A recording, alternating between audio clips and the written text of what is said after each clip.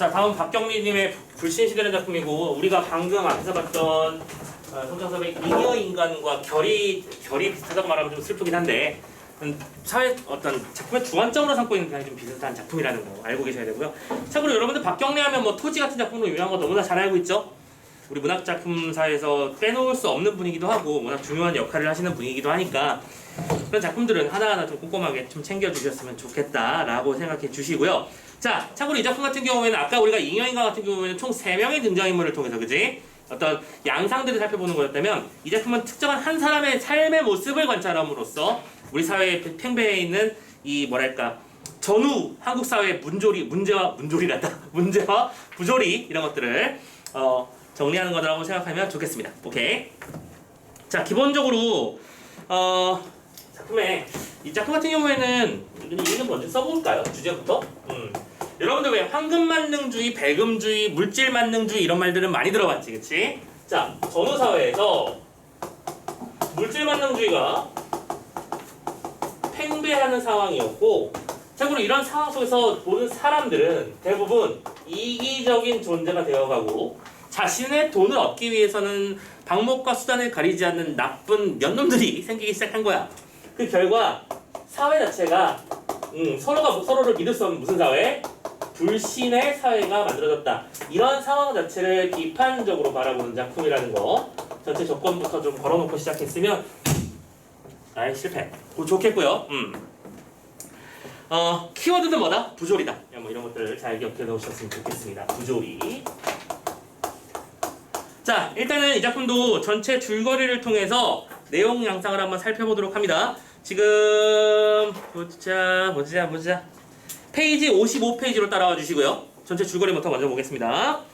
자, 주인공 이름이 진영이죠. 근데 이 이름의 남성스러움에 현혹되지 마시고요. 진영은 여성입니다. 참고로 남편도 있었고요. 그리고 자식도, 아들도 있었어요. 진영이는 어머니기도 있죠. 자, 이때 진영은 나름대로 공부를 한 엘리트 출신이었던 거 배경을 깔아놓고 한번 얘기를 들어봅시다.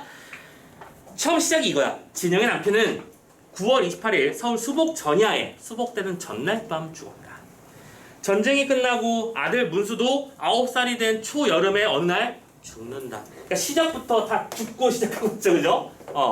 근데 이때 문수는 병을 앓다 죽은 것이 아니라 길에서 넘어져 병원에서 뇌수술을 받다가 의사의 실수로 죽은 거야. 남편은 전쟁으로 인해 죽었고 자식은 의사의 실수로 인해서 죽었어. 그러니까 다쳐서 수술 받으러 갔는데 수술실에서 말도 안 되는 사고가 벌어진 거지. 그래서 그것 때문에 괴로운 상황입니다.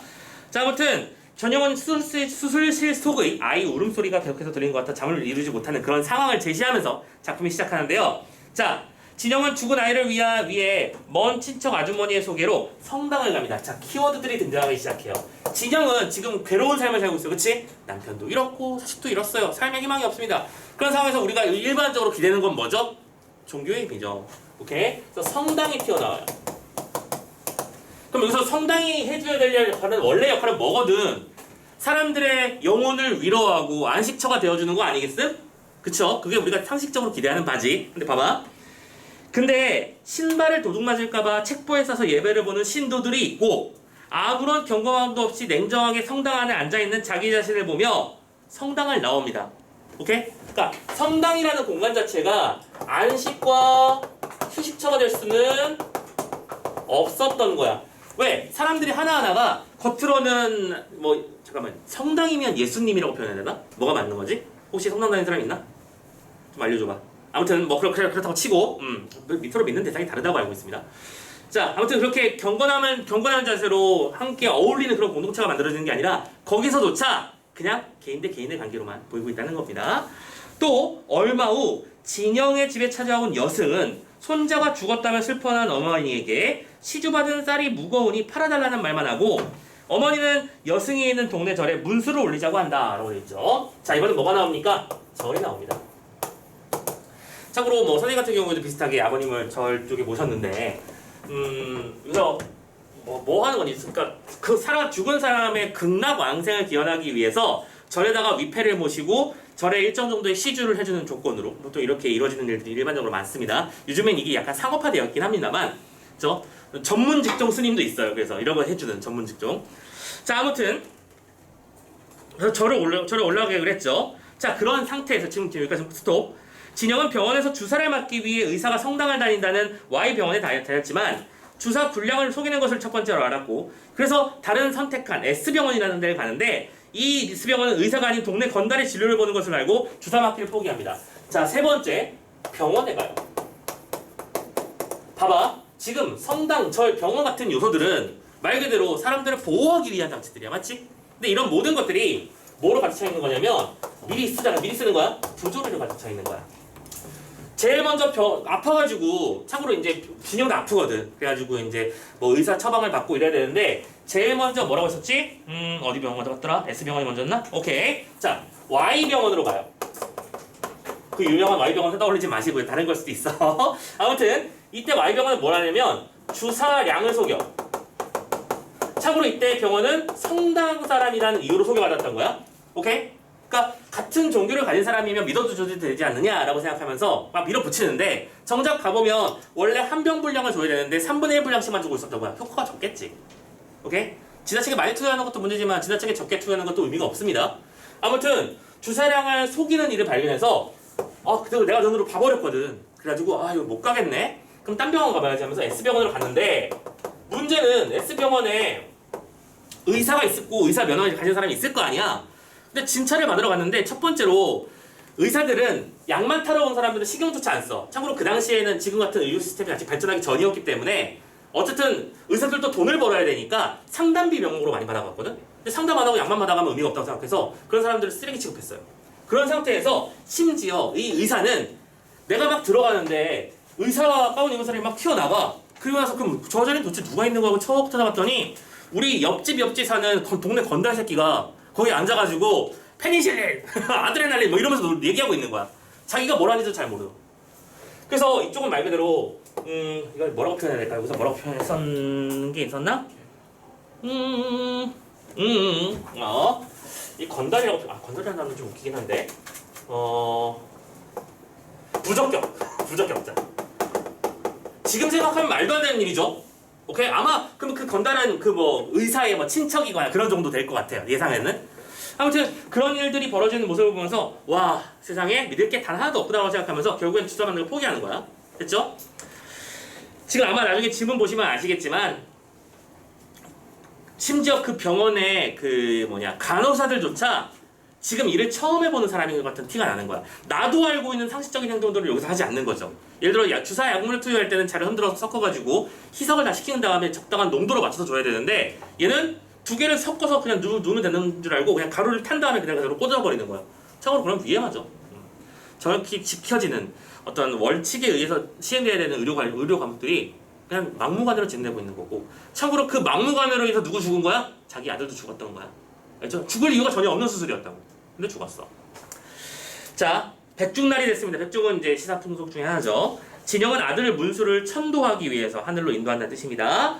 어머니를 따라 절에 갔습니다. 그런데 돈을 많이 낸 서장 부인과 비교해 너무 성의 없는 예식에 노골적으로 돈이 적다면 타박하는 중을 보고 진영은 분노와 함께 울음을 터뜨립니다. 이쪽은 아예 그쵸? 돈 얘기만 합니다. 시주가 적다면서 비교당해요.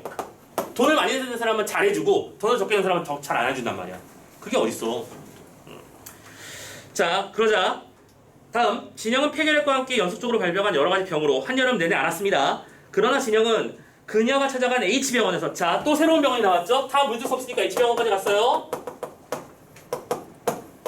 이쪽은 기만일 겁니다. 속이는 거죠. H병원에서 가짜 주사약을 파는 걸 봅니다. 진영은 인술이라고 하는 권위를 지닌 의사가 가짜를 진짜로 속여 파는 것에 신뢰감을 잃어버렸고, 그래서 그 순간 깨닫는 거야. 모든 괴로움과 모순이 결국 내 속에 있었으면 깨닫는 겁니다. 오케이? 이 사회랑 이 모든 것들은 다 믿을 수 없게 만드는 그런 근본들이 나한테 있는 건 아닐까라고 생각하면서, 자, 그래서 결론적으로 이렇게 합니다. 어느 날이 됐습니다. 아주머니가 돈을 빌려준 사람이 죽었다면서 진영을 찾아와 하소연을 하죠. 천주교 신자이기 때문에 믿고 돈을 빌려줬는데 모두 계획적인 것이었습니다. 봐봐.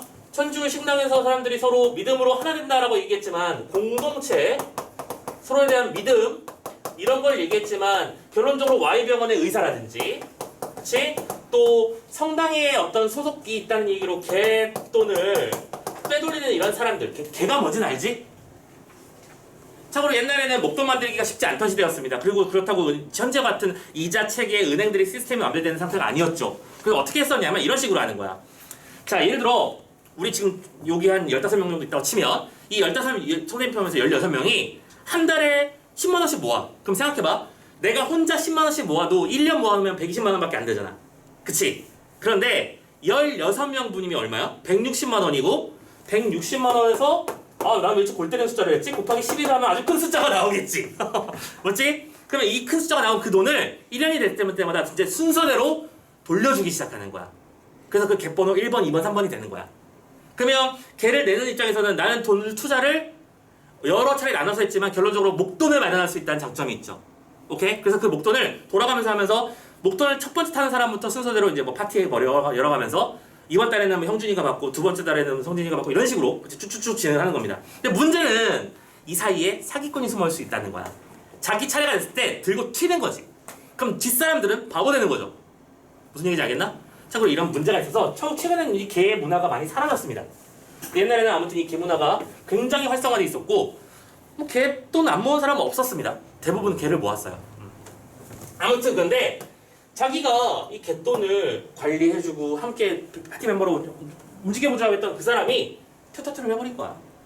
자 그러자 결론적으로 여기서 믿을 수 있는 사람은 아무도 없는 거네요. 그쵸? 그러면 이 전체의 모습이 바로 뭐야? 사회라는 것이고 이 사회가 전체적으로 부조리에 빠져있음을 확인하게 되는 것이지. 자 그래서 명절이라 절에 돈을 보내야 되는 어머니의 말에 그 와중에 어머니는 절에 돈 보내야 되는데 하면서 걱정을 하고 계시네요. 자 그런데 이제 진영에게는 그런 게 의미가 있을까 없을까? 없지. 없다는 걸 판단했고 진영은 성냥 한 갑을 들고 집을 나와 절로 갑니다. 그리고는 그곳에서 문수 자기 아들의 사진과 유패를 가지고 나와서 산으로 올라가고 그곳에서 몽땅 태워버리며 삶의 의지를 다집니다. 자 이렇게 그 지랄 맞은 사회라고 할지라도 내가 살아갈 길은 있을 것이다 라고 생각합니다. 자 아무튼 지문의 내용 전체가 뭐랄까 진영이 바라보는 세상의 모습 그리고 그 세상의 모습들이 온갖 부조리로 가득 차 있음을 생각해 주시면서 자 우리가 보통 이런 표현을 할 수 있지. 이 불신의 주역들의 모습을 살펴보자는 거야. 근데 이 불신의 주역들이라고 하는 존재들이 한결같이 원래는 믿음을 줘야 되는 사람들이고 그죠? 우리를 보호해야 되는 사람들이라는 거. 누구 있었죠? 의사가 있었고요. 천주교 성당 신자가 있었고요. 그 다음에 스님이 있었고요. 심지어 이웃도 있습니다. 그래서 이웃들끼리 계를 하는데 이웃끼리 속인 거니까. 그러니까 지금 봐봐. 여기는 모든 사람들이 우리가 일반 생활에서 많이 볼 수 있는 사람들 아니야. 그죠? 근데 그런 모든 존재들이 서로가 서로를 믿지 못하는 상황을 보여준다는 거. 그게 이 작품의 핵심이라고 생각해 주시면 좋겠고 그리고 이런 모든 것들의 근본적인 원인은 뭐죠? 뭐가 제일 중요하기 때문이야? 돈이잖아. 그래서 아까 맨 처음에 말씀드린 거예요. 물질만능이라는 단어가 이 작품의 중심점이 되는 것이다. 됐죠?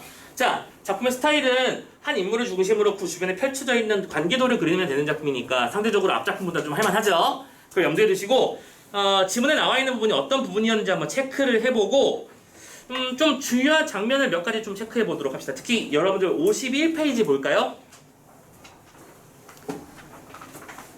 51페이지 보면 이제 아까 말씀드렸던 그 병원들을 도구하는 장면들이 나와 있습니다. 자, 고발 장면이니까 한번 살펴보도록 할게요. 우리가 지문에서 볼 수 있는 장면은 아니니까 보조자료 펼쳐주시고 갑니다. 해가 서산에 기울었다. 거리로 나왔다. 진영은 약국에서 마이신이라는 단어 많이 들어봤나? 마이신을 한 개 사들었다. 내내 다니던 Y병원에는 아무래도 가고 싶지 않았기 때문에 약을 산 것이다. 가롤동 아주머니는 Y병원 의사가 같은 신자이니 믿고 다니라고 했다. 자, 이거죠. 신자끼리 서로 속고 속이는 상황인 걸 보여주기 위한 장치인 거죠. 아유, 같은 교회 다니는데 속이기 하겠어. 아니, 같은 절에 다니는데 서로 왜 속이겠어? 이런 겁니다. 의사 선생님이 속이게 하겠어? 하지만 모두 속이기 바빴습니다. 그러나 여태까지 주사 분량이 한 병에 겨우 3분의 1만 놓아주고 있었다는 것을 알게 되었다. 그것을 안 이상 그 병원에 다시 갈 수는 없었다. 그래서 약병을 만지다가 한참 서있던 진영은 집 근처에 있는 S병원으로 갑니다. 이웃이기 때문에 의사와 안면점이 있었다. 자, 이번에는 이웃인데, 의사인데 이웃이었어. 그러면 같은 교회 다닌다는 이유로 믿을 수 있거나 이웃이라는 이유로 믿을 수 있다는 게 아니라는 거죠. 그런데 S병원은 엉터리 병원이었다. 진영은 모든 것이 서툴러 보이는 갓 때려놓은 듯한 간호원을 불안스럽게 쳐다보며 병을 내밀었다. 진찰도 하지 않고 주사만 맞으러 오는 손님을 의사는 언제나 냉대한다. 그래서 진영은 애시당초 의사를 보지도 않았어. 돈이 안 되는 일은 하고 싶지 않아 하는 의사들의 모습이죠. 그러나 환자를 진찰하고 있던 의사가 뒤로 고개를 돌렸을 때 진영은 놀라지 않을 수 없었다. 의사가 아니다. 그나마 근처에 사는 건달꾼이었던 것이다. 진짜 의사는 그때서야 서류 같은 것을 들고 안에서 분주히 나오더니 바쁘게 또 심지어 밖으로 나가요. 청진기를 든 건달꾼은 진영의 눈살에 캥겼는지 우물쭈물 해치우더니 건너원에게 페니실린 2g 하면서 밖으로 슬쩍 사라집니다. 페니실린이라면 병명을 몰라도 만병통치약점으로 건달이는 알고 있었던 모양이다 라고 되어 있어요. 자, 지금 선생님이 지금 문장을 같이 쭉 읽어봤는데 기본적으로 문장 하나하나의 길이가 어떤 편이니? 짧지. 짧으면 쉽게 말해서 간결체라는 표현을 쓸 수 있어. 그리고 이때 이 문장, 이 소설에서 간결체를 쓴 이유는 뭐겠니? 냉엄한 현실을 표현하기 위해서지. 수식을 많이 집어넣지 않음으로써 뭔가 삭막한 느낌, 그지? 우리가 사건들을 단편적으로 하나씩 따라갈 수 있게 만들어주는 그런 양상이 보인다는 거 체크를 좀 해주시고요. 두 번째로는 이 안에 있는 상황들을 가만히 들어보면 분명히 이 작품은 몇 인칭 시점이야? 지금 얘들아, 나라는 얘기 나왔어 안 나왔어? 안 나왔어. 몇 인칭이야? 3인칭이야. 3인칭이면 전지적 작가 시점이었겠지. 인물의 심리가 드러났으니까요. 맞죠? 3인칭 전지적 작가 시점이었어. 근데 가만히 지금 방금 이 반투자 장면 들어봐봐. 심지어 뭐라고 했었냐면 청진기를 든 건달꾼은 진열의 눈살에 캥겼는지 우물쭈물 해치더니 블러블러 하면서 페니실린을 만병통치약으로 건달이는 알고 있었던 모양이다라고 돼 있어. 이거는 누구의 입장에서 서술된 거야? 그러니까 중심 서술자인 진영의 입장에서 서술된 거지. 그러면 선생님 이거 지금 왜 강조하는지 느낌 빡 오시죠? 우린 이런 걸 뭐라고 부른다? 서술 대상의 초점화라고 부릅니다. 전지적 작가 시점에서 서술자는 모든 인물의 심리를 다 알고 있음에도 불구하고 일부러 특정한 인물에게 시선을 내맡긴다. 오케이? 촉진 요소를 잘 잡아놓으세요. 자, 아무튼 이런 식의 흐름이 보이고 있고요. 자, 아무튼 진영이 이러면서 명청에 서 있는데 간호원은 소독도 안 한 손으로 아주 서툴게 마이신을 주사기에 뽑고 있어요. 쎄하죠? 소독 안 합니다 지금. 참고로 너희들 혹시 선생님 옛날에 그랬는데 나는 그게 그런 줄도 몰랐는데 예전에 선생님이 1998년에 존재했단다 얘들아. 맥도날드도 있었단다. 선생님 그때 맥도날드 알바를 한참 하고 있었을 텐데 깜짝 놀랐어. 무슨 5분마다 손을 씻으래. 그래서 알람이 계속 5분마다 울고 그 알람 시계는 5분마다 울릴 때마다 꺼야 돼 내가 직접. 삐삐삐삐 울면 가자마자 세니타이지 하고 외치면서 핸드 세니타이저죠. 딱 눌러가지고 손을 비빈 다음에 씻고 다시 하던 일을 반복해야 돼. 요즘도 그런지 안 그런지 선생님 잘 모르겠지만 아무튼 그 당시에는 어쨌든 야씨 전문적으로 먹을 거 파는 데는 이렇구나라는 걸 그때 느꼈죠. 오케이? 그러니까 심지어 음식점에서조차 5분마다 씻는다고. 근데 병원에서 지금 무슨 지랄 하고 있는 거야. 맨손으로 하고 있지. 그쵸? 난리가 났습니다. 자, 아무튼 서툴게 마이신을 주사기에 뽑고 있었고요. 아, 그때가 좋았는데. 그러니까 그때 시급이 얼마였게? 그러면 한번 얘기한 적이 없었나 이거? 1,500원? 참고로 지금 올해 최저시급 얼마 됐지? 9,600 얼마였던 것 같은데 맞지? 9,620원인가 30원인가 아무튼 그쯤이었던 것 같은데 그 때문에 또 좀 요즘 말이 많죠. 자, 선생님이 그때 시급이 950원이었어. 지금이랑 시세가 정말 많이 다르죠. 그래서 950원이고 참고로 일반적으로 여러분들 왜 길거리에서 식당 들어가가지고 뭐 국밥 한 그릇 먹거나 그치? 메뉴 하나 먹으면 보통 7, 8, 9천원 정도 왔다 갔다 하지. 참고로 그때는 3, 4, 5천원 정도. 싼 건 3,000원대, 좀 비싼 건 4, 5천원대 했어요. 그러면 생각해봐. 한 3시간 일하면 한 끼 식사 먹을 수 있는 그 정도 분량이었어. 지금이랑 비슷하지 않나? 아, 지금은 아닌가? 그때 내가 미친 일을 했었구나. 아, 그때 그런데 아무튼 되게 재미난 체험도 많이 하고 좋았어요. 갑자기 딴 얘기지만 선생님은 여러분들 나중에 이제 대학하고 나서 이런저런 체험 활동을 함에 있어서 사회생활을 겪어보는데 가장 좋은 건 알바라고 생각하거든. 많이 해봐. 이것저것 많이 해봐.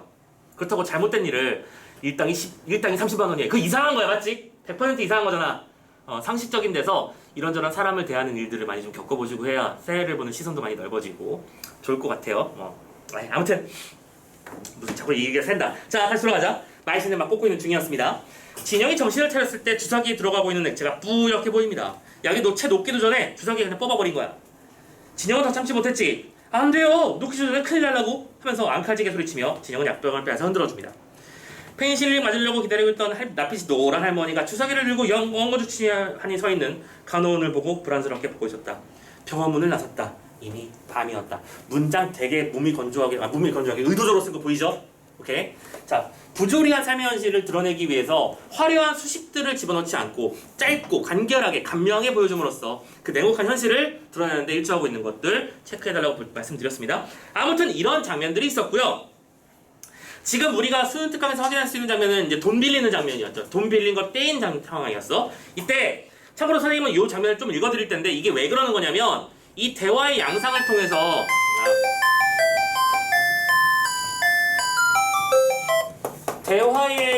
통해서 여러분들이 여기서 뭘 연습하셔야 되는 거냐면 겉으로 드러난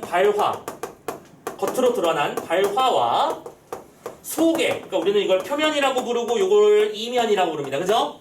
이면 속에 들어가 있는 내재된 의미, 이런 두 개를 정확하게 구분해가면서 읽는 게 중요한 거야. 이런 것들은 출제자 입장에서 굉장히 구미가 당기는 요소거든.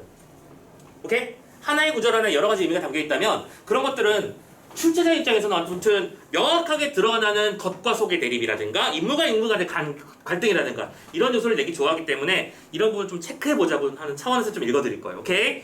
이게 중요해서 읽는 건 아니고. 자, 봐봐. 빌려준 돈이 얼마나 돼요? 진영은 처음으로 입을 열었다. 그러니까 그 앞에서는 막 사연을 얘기한 거야. 내가 돈을 빌려줬다가 그 사람이 죽어버렸네. 죽어서 돈을 갚아줄 수가 없네. 미안하네. 막 이러고 있는 겁니다. 빌려준 돈이 얼마나 돼요? 입을 열었다. 50만 원이야. 참고로 환이라는 단위가 있었다는 얘기는 그만큼 이게 옛날이라는 얘기입니다. 참고로 환 뒤에 전이 있고 전 뒤에 원이 나오는 거야. 오케이? 맞나? 뭐 좀 이상한데. 아무튼 간에 옛날 돈이다. 진영은 속으로 놀랐다. 개를 해서 빚만 뒤집어 쓴 줄 알았는데 그런 대금의 비밀 거래를 하고 있었다는 것은 무엇을 의미하는 것일까?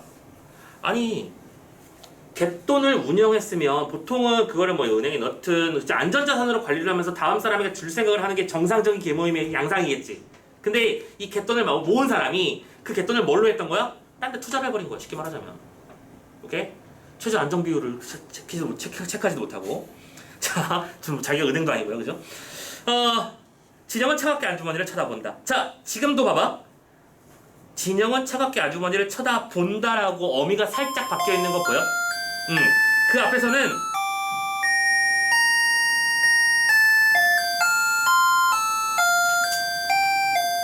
선생님이 이 뱃소리랑 상관없는 수업을 하고 있어서 좀 방해가 되지만 이해 좀 해주세요.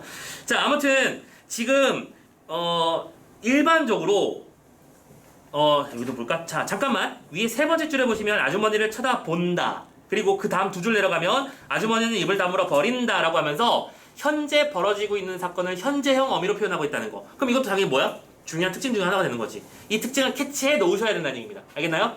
이것 자체가 무슨 의미를 부여하냐 그런 것들까지 갈 필요조차 없습니다. 이것 자체가 이 작품의 특징 요소가 되는 거니까요. 그쵸? 현장감 있는 묘사를 통해 현재 어떤 상황에 집중하고 있는 모습을 보여준다. 계속 아주머니는 눈물을 글썽거리며 자식도 남편도 없는 내겐 그것만이 남겨진 것이었어. 낸들 얼마나 돈을 떼었니? 설마 내가 잘 되면 빚이야 갖고 살겠지만 그때 그 돈마저 내주게 되면 난 아주 영영 팔멸이지. 진영은 어디 미천든 장사였냐고 오금을 박아주고 싶었다. 자, 내면 심리 등장했습니다. 그럼 이건 판단의 중요한 근거가 되겠죠. 오금을 박아준다 무슨 소리입니까? 명치를 한 대 세게 팍 해봐. 뚝배기 하고 싶었다고요. 그 소리입니다. 지금 이거 한 대 콱 지워받고 싶은 거야. 아우, 네가 벌인 사건이잖아 라고 생각하는 거야. 속생각은 그거야. 근데 자, 다른 사람들의 돈을 자기 멋대로 유용해가지고 투자 작업을 하거나 빌려주는 일을 하면 안 되는 거잖아. 근데 지 멋대로 한 건데 그 책임은 원래 너한테 있는 것이다라는 의도를 가지고 얘기를 계속 듣고 있는 중이야. 아주머니는 한참 만에 눈물을 닦고 이래 경위를 설명하기 시작한다. 그 내용이면 죽은 사람의 돈을 쓰는 회사의 전무였고 5월달에 빌려간 50만 원의 이자라고는 한 푼조차 받아본 적도 없으며 원금을 뽑아달라고 돈을 조질렀지만 돈 내주지 않아서 이번에 누구한테 갔어? 같은 신자에게 의논을 했더니 그의 남편이 김씨가 일을 봐주겠다고 해서 일을 맡겼다는 거야. 잠깐만, 돈 일은 함부로 남에게 맡기는 거 아닙니다. 맞죠? 그럼 여기서 내가 맡아줄게요 라고 뛰어든 사람이 바보야? 왜 그런 귀찮고 번거롭고 힘든 일을 하겠어? 의도가 있는 거지. 그치? 이 사람이 중간에 또 빼먹으려고 하는 걸 수도 있잖아. 조심해야 되는 거죠. 사람들이 정말 모르는 거니까요. 자, 그래서 그 김씨라는 사람이 수단이 비상해서 마침내 사장 명의로 약속어음을 받아냈대요. 어음을 받아냈대요. 그리고 며칠 후에 전무가 교통사고로 죽어서 사장 명의로 된 약속어음을 받아내는 것은 무엇보다도 다양한 일이지만 웬 까닭인지 이 김씨라는 사람이 약속어음을 주지를 않고 무슨 협정을 하는지 알 수가 없다는 것이다. 자, 속셈이 드러났죠? 이 김씨도 그 돈을 자기가 돌려먹고 싶은 거야. 그리고 그 약속어음을 가지고 닭달에서 돈을 실제로 받고 얘한테 못 받았다고 뻥치거나 도망가 버리거나 하겠다는 의도가 되겠죠. 봐봐. 이 아주머니가 왜 이 일을 김씨에게 맡겼다고? 같은 신자라는 이유로. 하지만 같은 신자라는 이유가 그들에게 방어막이 되어주었나? 되지 못하고 있죠. 오케이? 그런 양상입니다. 그렇다고 해서 그를 의심한다거나 비위를 거슬러 놓는다면 돈 주는 사람도 없는 지금에 여자인 내가 어떻게 사장이라는 사람에게 받아낼 수도 없고 하면서 가슴을 치고 있죠. 이야기를 다 들었습니다. 진영이는 뭐라고 말하죠? 아니 그 전무는 또 어떻게 알고 그런 돈을 또 줬어요? 라고 말하죠. 아니 왜 그 상배 있잖아. 그 상배 아버지야. 뭐예요? 그 영세 받았다는 상배 학생 말이에요? 영세를 받았다. 뭐예요? 천주교에서 이게 어떤 일종의 종교 의식의 세례를 받았다. 뭐 그런 얘기를 말하는 겁니다. 아주머니는 얼굴이 빨개진다. 진영은 기가 딱 막혔다. 봐봐. 아주머니의 얼굴은 빨개진다라고 현재형으로 쓰고 진영은 기가 딱 막혔다라고 하는 과거형을 쓰는 의도가 보이십니까? 현재 눈앞에서 벌어지고 있는 사건의 현재형 의미를 딱 박아놓은 거 체크해주세요.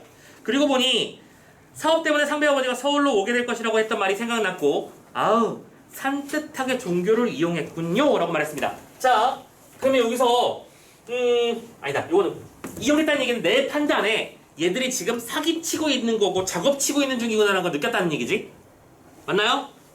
이 할머니의 사연을 듣고 아 당신의 그 갯돈을 빼먹기 위해서 사람들이 서로 그냥 협잡질을 부리고 있는 거구나 라고 느꼈다는 거야.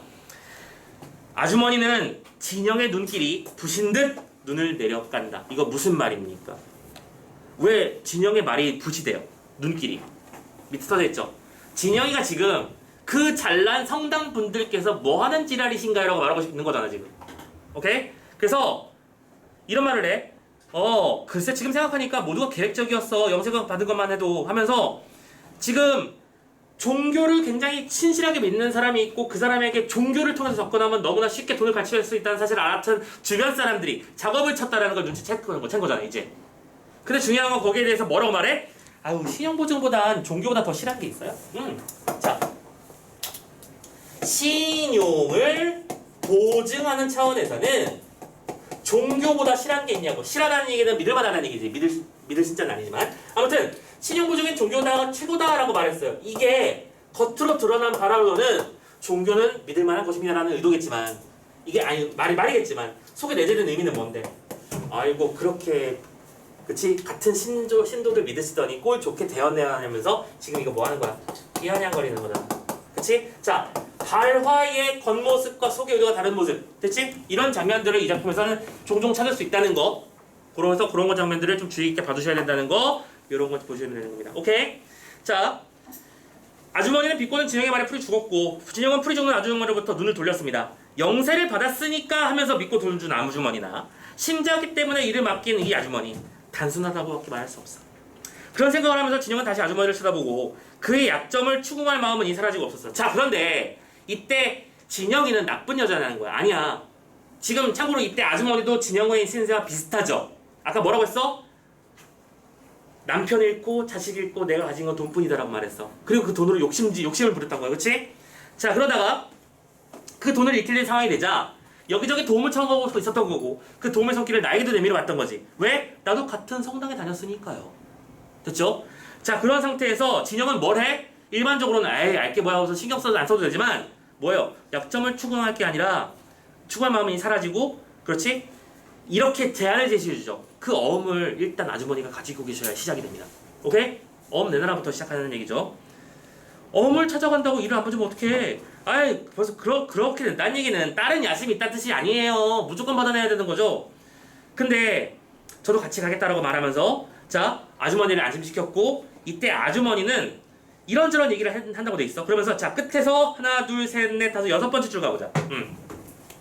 자 이제 아주머니는 나름대로 엘리트 출신이고 공부 좀 했다는 여자가 내 든든한 뒷배경으로 붙어준다고 하니까 마음이 놓였던 거야. 단순한 여자죠.